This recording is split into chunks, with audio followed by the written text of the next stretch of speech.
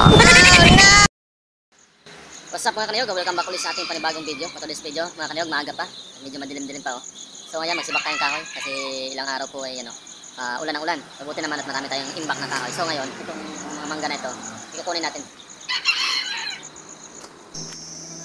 So ayan, nilinisan muna natin mga kanayog yung ating kukuning sanga ng mangga. Ayan, sa mga hindi nakakaalam dyan, ang mangga po ay pwede po natin itong panggatong. Ang sabi nila mausok, normal lang mausok yan kasi mayroon sang apoy. Maganda po yan dito po sa Batangas yan ay ginagawa pong uling yan. Ayan, at kasi natumba yan ng bagyo ng mga 2 taon na nakalipas.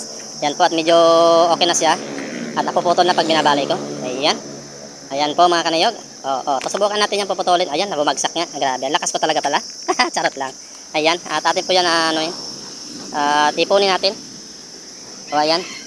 Para may panggatong tayo, para may bilad muna natin yan. Para pag natuyo, kasi pag tag-ulan ay mahirap pag wala pa tayong panggatong mga kanayog. Kailangan po natin talaga yung tiyaga, sipag at tiyaga kasi sa probinsya tayo. Kasi kailangan na natin magtiyaga sa pangangahoy. Kaysa bubili pa tayo ng gasol. Ayan, pinaikot natin yung camera kasi wala tayong cameraman. Ayan, ilagay na natin doon sa isang parte ng ating puputulin. Ayan, binuhat ko na yung ni Thor, ang palakol. Ayan, at linisan muna natin ng palibot. Kasi kagubatan na mga kanayog. Ayan, sa mga gusto po tumulong sa akin sa pagtabas, punta lang kayo dito, tulungan nyo ako kasi hirap na ako magtabas din eh. Bahala ka sa buhay mo. Ayan, sige, huwag kang tumigil, huwag kang sumuko, tuloy lang ang buhay. Sibakin mo lang habang may kahoy pa. O, sige. O, ayan, ikot pa. O, ayan, formahin mo pa na mabuti. Ayan, forma tayo mabuti para iwas tayo madisgrasya. At nakaharap na rin tayo sa camera. Para makita naman yung aking ulo, medyo makintab na, charot lang. Ayan, pero malapit na talaga mapanot yung ulo natin mga kanayog. Parang manipis na tayagan buhok natin. Para yatang sisinagan tayo ng araw. O sige, sibakin natin yan, sibakin pa. O sige, medyo makunat. Kasi magulang na yung puno ng ng mangga. Medyo makunat na. Kasing kunat na ng balat ko. Charot lang mga kanayog. Pero totoo yun, kunat na talaga balat natin. Kasi tumatanda na tayo. Pero sabi nila, kalabaw lang ng tumatanda, ang tao hindi daw eh. Ayan, sige. Ano pa sunod? Sige. Position ka muna dyan. Ayan, nakasibak na tayo. Ayan, nakabalat na. Babalatan muna natin mga kanayog para mas maganda. Para mabilis natin maputol. Kasi malaki po yan. At tuyo na yung ilalim parte. Kaya medyo makunat. Maganda po magsibak ng kahoy, ng mangga, mga sanga. Kung sariwa pa, mabilis na sa mabiyak o maputol. Hindi kagaya itong mga magulang na, matanda na, makunat na talaga. Makunat na talaga, parang kalabaw ang balat. Ayan, makunat na kasi magulang na yung nakatuyong-tuyo ng puno ng mangga. O sige, palo pa ng palo. Huwag kang tumigil. Sige, tuloy lang, tuloy. O ayan. Sige lang, walang katapusan na paghampas ng palakol. Huwag kayong mainit mga kanayog. Kung nainit po kayo ay tulungan nyo muna ako para mabilis natin tumatapos itong aking ginagawa. Ayan, enjoy lang kayo sa panonood. Huwag nyo na masyadong tingnan yung ulo ko kasi medyo medyo manipis na yung buhok natin. Malapit na tayo magkalbo. O sige, parang hinihingal-hingal na ako dyan mga kanayog kasi medyo hindi pa tayo masyadong magaling at medyo pa tayo manaramdaman sa ating katawan. Pero tuloy lang, exercise. Maaga pa yan, mga pa lang yan, mga alas 6 pa ng umaga. Nagsibak na ako para exercise. Ayan. Kaya naka-jacket ako kasi medyo nilalamig pa eh. Kaya nagpapawagos tayo mga kanayog. Ayan, sige.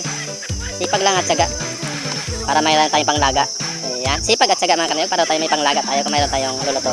Mahirap naman magluto na wala naman tayong kahoy. Mahirap na yung gumalaw pag tag-ulan na at mahirap yung higatong pagbasa. Kaya ilang araw na umulan, hindi po ako ng problema mga kanayog kasi ang dami akong nakatambak na kahoy. So ang gagawin ko naman ay mag-iimbak uli ako ng kahoy para pag umulan mga isang buwan ay meron pa rin tayong panggatong para hindi masyado tayo mahirapan. Kasi pangit kasi pag nagatong tayong basa tapos usok ng usok, diyan talaga usok ng kahoy pag medyo basa kasi mahirapan tayo. Mahirap po yan mga kanayog lilingas yung panggatong natin pag basa.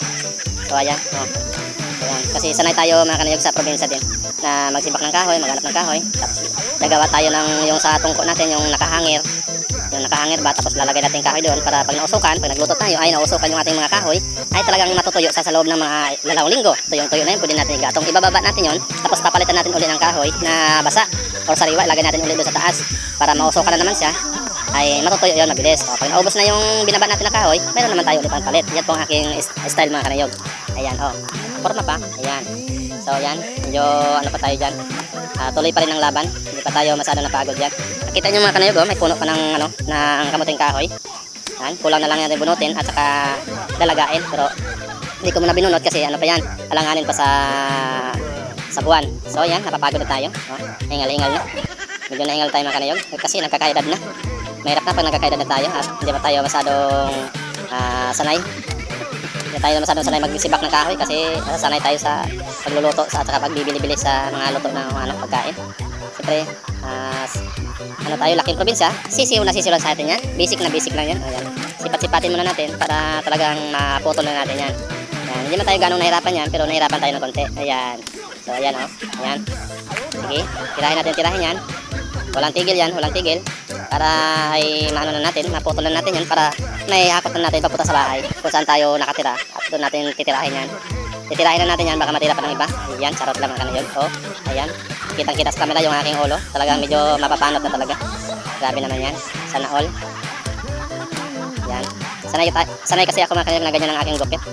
Yung tawag dyan ay yung pang military cut. Para malinis na malinis. Titingnan. Para kahit hindi man tayo kagwapohan, gwapo pa rin ang tingin sa atin ng mga ibang tao kasi malinis ang ating buhok. Huwag lang yung bimbol roko. Malinis na makintab na talaga yon. Ayan. Ayan. Nakatalikod na tayo sa camera. Kasi iniikot-ikotan ko na kung paano ko maputol yung mangga. Yung sanga ng mangga, medyo malaki kasi yan. Yan. Magpahinga muna tayo ng konti at medyo nihingal tayo. Ayan. Nihingal-hingal na. Ayan. At medyo malaki-laki pala yung tiyan ko mga kanayog. Dati medyo mas malaki yan. Parang 6 na buwan na. Ayan, naputol ko na pala. Ayan. At sige. At ating pag-aralan yan. Kung paano natin mabuhat. Ayan. Ayan. Practice muna, practice. Mabigat nga. Medyo mabigat nga. Sige. Anong masasabi mo? Sige, ilagay mo lang yung camera dyan para makita kung paano mo buhatin yan. Sige, buhat. Kayang-kaya mo yan. Wag kang susuko. Ayaw mga kanayog. Binuhat na natin yan. Ayan, inano ko muna, pinatayo ko, tsaka natin i-balance para hindi tayo masyado masaktan. Huwag po gayahin mga bata, baka pag ginawa nyo yung ginagawa ko at mabigat at ang inyong itlog ay malos-los. Huwag nyo akong gayahin dahil dati ng laylay, wala nang malaylay sa akin kasi laylay na. Ayan, charot lang pero totoo mga kanayog dahil sa pagbuhat ng masyado mabigat. Ayan, kaya kayo huwag kayong masyado magbuhat ng mabigat, mas mabigat pa sa timbang nyo kasi delikado ang inyong mga itlog dyan. Delikado sa katawan, baka mabalik pa yung mga buto nyo sa likod. Ayan, buhat na kayong medyo tamtaman ng bigat. Kasi ako kasi sanay na ako sa pagbubuhat ng sobrang bigat. So ayan, ikot-ikot muna natin. Ayan po ang aking mga pinutol dati. Ayan. Ayun. Ang ganda pa ang view. So ayan, medyo malikot.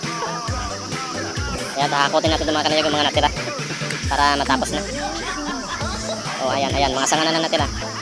Ayan, hakutin natin yan papunta doon sa aking tinitirahan. Para maano natin. Nasibak natin at maibilad. Ayan, bilis-bilisan ka naman kanayog para hindi kayo mainit. Ayan, mabilis tayo maglakad yan. Kung gusto nyo sumabay sa akin, sumabay na rin kayo. Ayan, sarap lang mga kanayog. Ayan, good vibes lang tayo. Ayan, mabilis din tayong makabalik. Pati yung aking alagang aso ay sumasama rin sa akin. Ayan, lahat po yan ay dadalhin natin doon. Ayan, grabe naman yan, bilis naman ni kuya. Grabe, napakaganda po yung tingnan yung view kasi nakasteady po yung camera natin na kanayog. Ayan, kabalik ulit tayo. Nagdala tayo ng sako. Dalagyan natin ng aking nasibak na kahoy. So ayan, nakalas natin hakot sa mga kanayog. Yan. Lagyan natin dito. Lagyan natin dito. Saka natin ulit.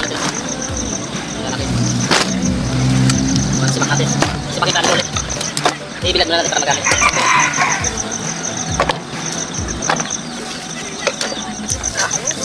Kaya talaga ang buhay probinsya.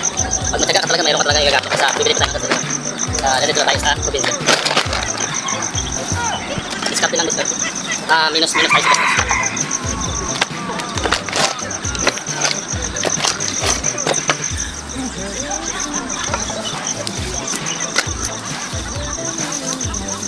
Nakuha ko yung mga maliliit kasi maganda sa papaimak ba. Mabilis sa lumingas.